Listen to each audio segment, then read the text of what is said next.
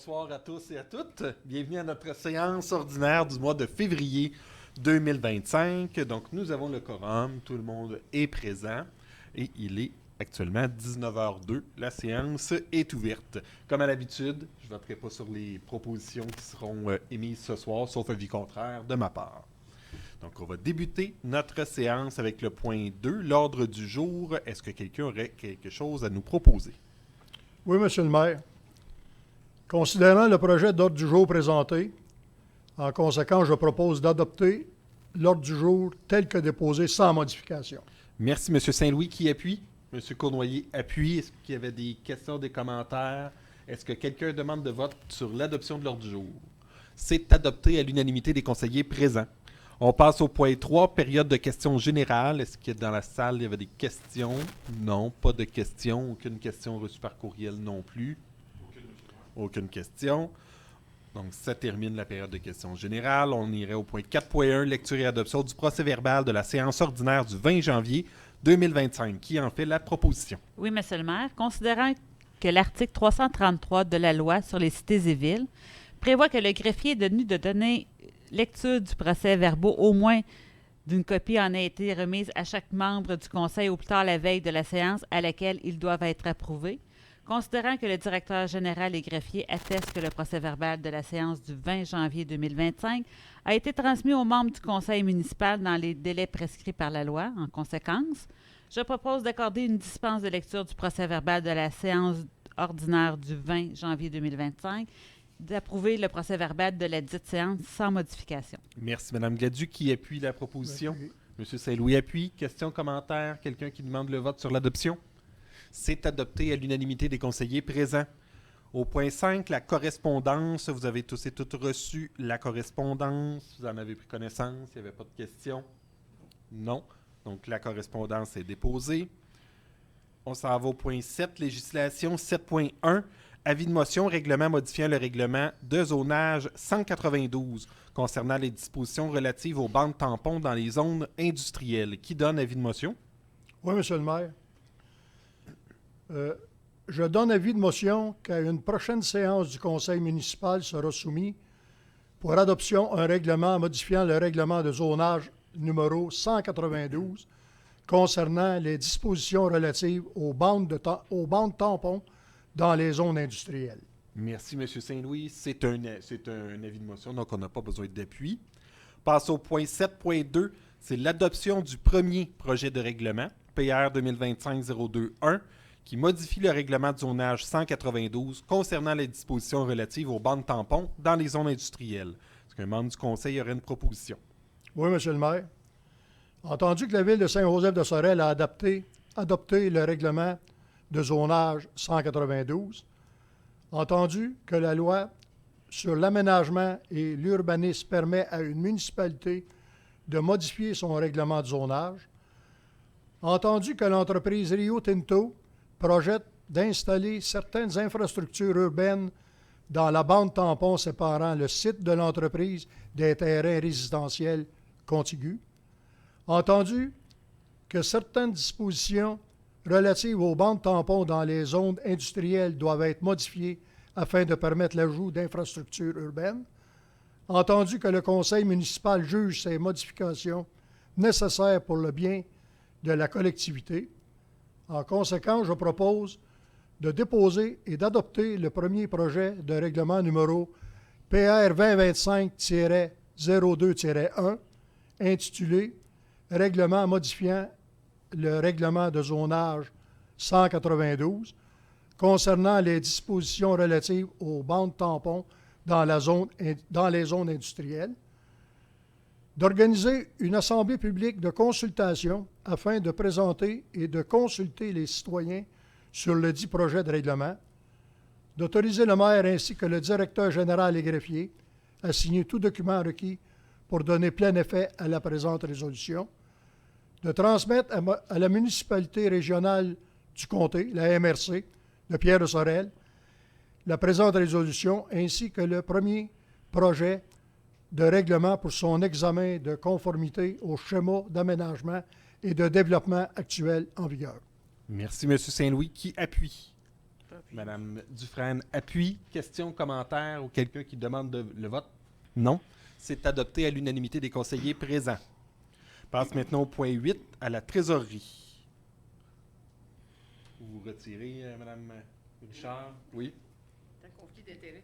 C'est bien. Merci. Au point 8.2, le rapport des dépenses autorisées, qui en fait la proposition? Encore petit problème de main.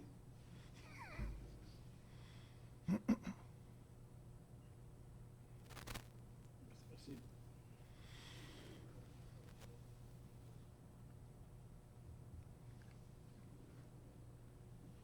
Considérant que la directrice générale adjointe et greffière a présenté au comité des finances le rapport des dépenses autorisées durant le mois dernier, considérant que ces dépenses sont autorisées par le conseil ou par tout fonctionnaire ou employé en vertu du règlement numéro 393-2022 intitulé Règlement décrétant les règles de contrôle et de suivi budgétaire comprenant les dépenses faites par délégation conformément à l'article 477.2 de la loi sur les cités et villes.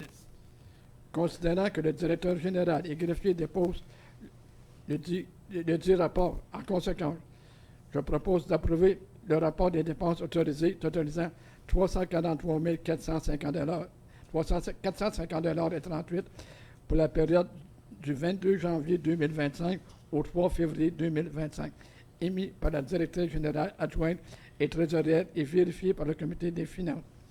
D'autoriser le maire ainsi que le directeur général et greffier à signer tout document requis pour donner plein effet à la présente résolution.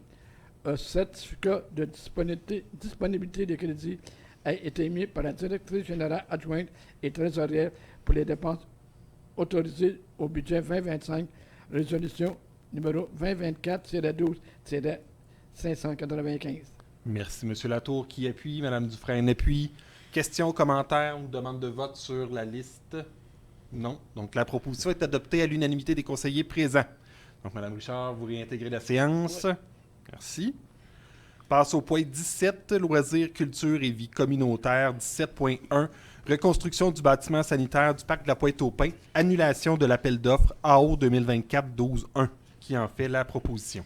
Moi, M. le maire, considérant l'incendie du bâtiment sanitaire situé au parc de la Pointe-aux-Pins survenu le 5 mai 2024, considérant que les dommages occasionnés aux 10 bâtiments requièrent que celui-ci soit reconstruit ou réparé, considérant que l'évaluateur du Fonds d'assurance des municipalités du Québec écarte dans une correspondance datée du 16 juillet 2024 la possibilité de réparer le bâtiment. Considérant que, par la résolution 2024-08-527, le Conseil autorise le lancement d'un appel d'offres public pour la reconstruction du bâtiment. Considérant que la Ville a lancé un appel d'offres public le 4 décembre 2024 sur la plateforme du système électronique d'appel d'offres, considérant qu'à la fermeture de l'appel d'offres public du 20 janvier 2025, 7 soumissionnaires ont déposé une soumission. Les montants ci-bas incluent les taxes applicables, construction Sorel limitée, 325 525 et 8. 21 000. 321 000. Construction Serge Bergeron, 330 786 et 52. Pincor limité, 332 041 et 14. ACI Pont et Ouvrages d'art incorporés, 373 668 et 75. FM Construction, 482 630 et 56. Immobilier Belmont, 495 652 et 93. Construction El Morin, 639 737 et 28. Considérant que le prix de la soumission de construction Sorel limitée, plus bas soumissionnaire conforme, est largement supérieur à l'évaluation de la FAMQ, ainsi que du montant maximal assuré pour le bâtiment, considérant que la Ville se réserve le droit de n'accepter ni la plus basse ni aucune des soumissions reçues, considérant qu'après discussion avec l'expert des sinistres de la FAMQ, la Ville se doit, au motif d'une saine gestion des deniers publics, de rejeter les soumissions déposées et de procéder à un nouvel appel d'offres pour la réparation du bâtiment. En conséquence, je propose d'annuler l'appel d'offres public numéro AO 2024-12-1 concernant la reconstruction du bâtiment sanitaire situé au parc de la Pointe-aux-Pins, de permettre le lancement d'un nouvel appel d'offres sur SEAO pour la réparation du bâtiment incendié, d'autoriser le maire ainsi que le directeur général des greffiers à signer tout document requis pour donner plein effet à la présente résolution. Merci, Mme Richard. Mme Dufresne, appuie. Questions, commentaires, demande de vote? Non, c'est adopté à l'unanimité des conseillers présents. Au point 17.2, renouvellement de l'entente d'accès au centre récréatif au sein pour l'école Martel, qui en fait la proposition. Moi, M. le maire, considérant l'entente d'accès conclue avec l'école Martel en vue de leur donner accès. C'est moi. Et maintenant? D'accord? On continue. Je recommence. Considérant l'entente d'accès conclue avec l'école Martel en vue de leur donner accès sans frais aux installations du centre récréatif Aussan, afin de permettre aux élèves de pratiquer diverses activités sportives sur glace entre février et avril 2024. Résolution 2020. Il est parti. C'est correct? Ah, il est revenu, là. Il est reparti. Tout ce qui veut. J'en prends un autre, là, c'est-tu bon?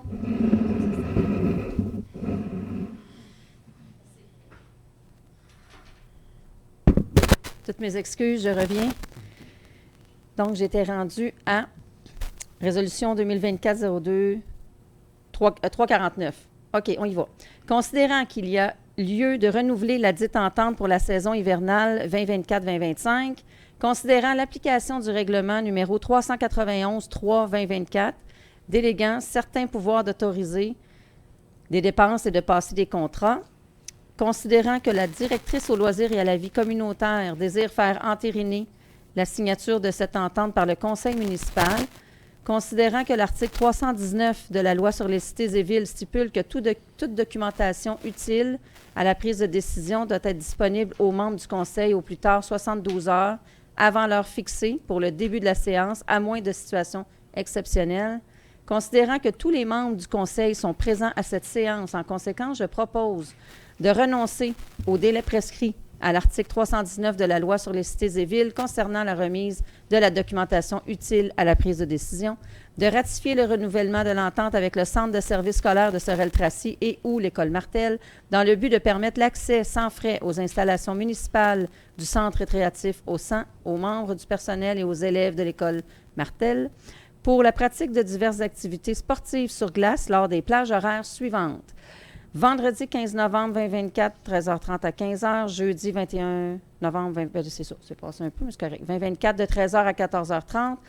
Lundi 25 novembre 2024 de 13h à 14h30. Jeudi 5 décembre 2024 de 13h à 14h30. Vendredi 10 janvier 2025 de 13h30 à 15h. Jeudi 23 janvier 2025 de 13h à 14h30. Vendredi 31 janvier 2025 de 13h30 à 15h. Jeudi 20 février 2025 de 13h à 14h30. Mercredi 12 mars de 2025 de 13h30 à 15h. Et mercredi 9 avril 2025 de 13h30 à 15h30. D'autoriser la directrice aux loisirs et à la vie communautaire à signer cette entente, ainsi que tout document requis pour donner plein effet à la présente résolution. Merci, Mme Dufresne. Qui appuie? M. Latour appuie. Questions, commentaires, demande de vote sur le sujet? Non, c'est adopté à l'unanimité des conseillers présents. Au point 17.3, on n'a aucune contribution. Au point 17.4, c'est le tirage au sort pour l'édition 2024 du concours de décoration de Noël. Donc, on a un bon d'achat par quartier, un bon d'achat de 150 $ chez Canadian Tire. Donc, on va prendre ça ici. Pour le quartier 1, qui fait le tirage pour le quartier 1, messieurs? Oui, courroyer, Pierre. Tout un courroyer, moi, m'a tiré. Hein? Je laisse ça, mon vieil. Pour asseoir. Je peux-tu plier le sac? Oui, le sac, ça va bien.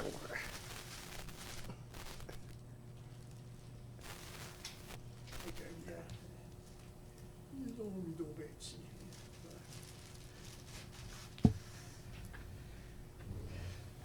Et le gagnant est la rue Chevrier, le 1114A.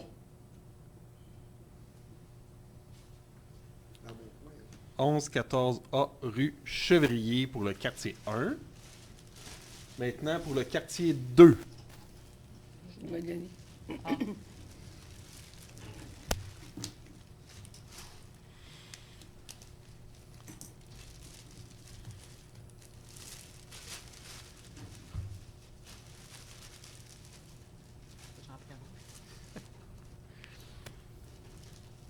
« 306 Saint-Roch. 306 Chemin Saint-Roch. Merci. Et pour le quartier 3.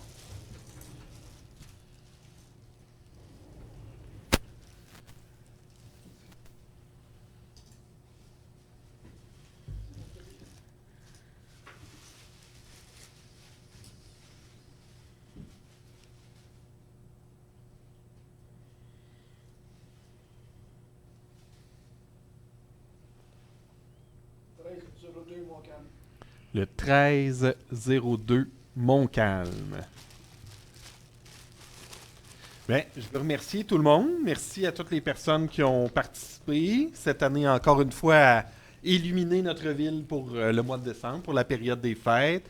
C'est toujours très agréable de voir toutes les décorations illuminées partout dans la ville. Merci aux membres du conseil qui ont passé dans les rues pour identifier les adresses participantes. Merci de votre participation au concours. Donc, je répète les adresses pour le quartier 1, 1114A rue Chevrier. Pour le quartier 2, 306 chemin Saint-Roch. Et pour le quartier 3, 1302 rue Montcalm. Donc, félicitations, tout le monde. Au point 18, on n'a pas d'affaires nouvelles. Au point 19, c'est la période de questions sur les sujets de l'ordre du jour. Est-ce qu'il y avait des questions sur les sujets de l'ordre du jour? Pas de questions. On passerait maintenant au point 20. Pour les représentations et tout ça. On s'est vu il y a quand même pas très très longtemps. Donc, il y a eu peu de représentations depuis. Mais tout de même, le 21 janvier 2025, on a eu un comité des fêtes du 150e. Donc, le comité continue de se rassembler au courant de l'année pour continuer l'organisation des différents événements.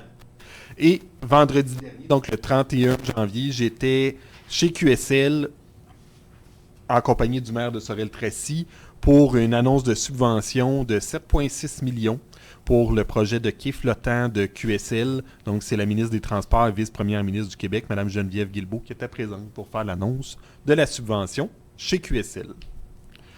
Ensuite, dans nos événements qui sont à venir, on en a un qui s'en vient très, très prochainement. Donc, samedi, le 8 février 2025, la danse en ligne de la Saint-Valentin dans le cadre du 150e anniversaire qui va avoir lieu ici même à l'Hôtel de Ville, à la salle Oliver-Gravel de 14h à 16h. Et ensuite, on aura une activité le 8 mars 2025 dans le cadre de la semaine de relâche pour l'activité On se relâche pour le 150e. C'est des activités qui vont avoir lieu à l'Arena, au Centre récréatif au 100, de 14h à 16h. Toutes sortes d'activités, du patin libre, du chocolat chaud, il va y avoir des jeux et tout ça qu'il va y avoir à l'Arena. Donc, c'est une très belle journée de 14h à 16h le 8 mars 2025. Et je voudrais aussi souligner que l'on porte tous la petite épinglette verte de la persévérance scolaire, parce que la semaine prochaine, ce sont les journées de la persévérance scolaire du 10 au 14 février. Donc, ces journées-là sont importantes pour sensibiliser la population à la persévérance scolaire puis à la poursuite des études, parce qu'elles sont essentielles pour le développement de notre société. Donc, on porte tous le petit ruban vert aujourd'hui, quelques jours d'avance, parce que notre séance est aujourd'hui et qu'on voulait souligner les journées de la persévérance scolaire. Et je terminerai en rappelant qu'on a 2 offres d'emploi qui sont en cours à la ville. Donc, un premier offre d'emploi pour un directeur ou directrice des travaux publics, ainsi que employés temporaires aux travaux publics là, pour des remplacements immédiats ou pour des banques de candidatures. Donc, je dirais aux gens qui sont intéressés à aller visiter notre site web dans la section emploi, nos réseaux aussi pour en savoir plus, là, puis pouvoir postuler sur ces différents postes. Donc, ça termine ma prise de parole. Est-ce que vous aviez quelque chose à ajouter? Non? On serait rendu à la levée de la séance au point 21 qui propose la levée de la séance. Moi, Monsieur le maire, considérant que les sujets prévus à l'ordre du jour sont épuisés, en conséquence, je propose de lever la séance ordinaire à 19h22. Merci, Mme Dufresne. Qui appuie? Monsieur Latour appuie. Est-ce que quelqu'un demande le vote sur la levée de la séance? Non. La séance est levée. Merci. Et nous, on se revoit le 10 mars 2025. Merci beaucoup. Bonne soirée.